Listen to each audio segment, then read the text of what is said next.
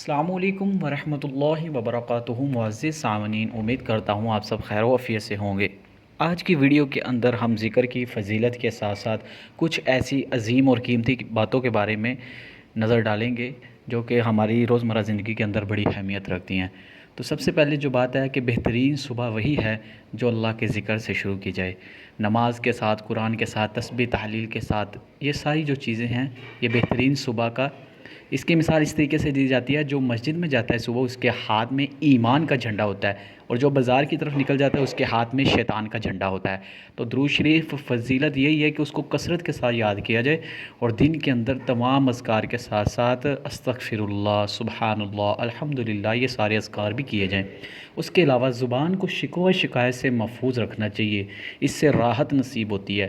اور کس طریقے سے کہ انسان اپنا زبان سے اگر کسی بھی چیز میں شکوہ کرتا ہے تو اس کو تنگی پریشانی ضرور محسوس ہوتی ہے۔ اس کے علاوہ آنکھ جو وہ دل کا دروازہ ہے، اس کی حفاظت کرنی چاہیے، تاکہ جتنی بھی آفات کی جگہ ہوتی ہیں وہ اسی راہ سے داخل ہوتی ہیں۔ جیسے انسان نے کسی بڑی جگہ کو دیکھا، بڑی کار، کوٹھی، بنگلے کو دیکھا، تو اس کے دل میں ضرور حسرت پیدا ہوگی کہ کاش میرے پاس بھی ہوتی۔ اس لیے فرمایا کہ نظروں کو نیچے رکھنا چاہیے، آنکھوں کی حفاظت کرنی چاہیے کہ کسی بھی غیر مناسب جگہ پر آنکھیں ہماری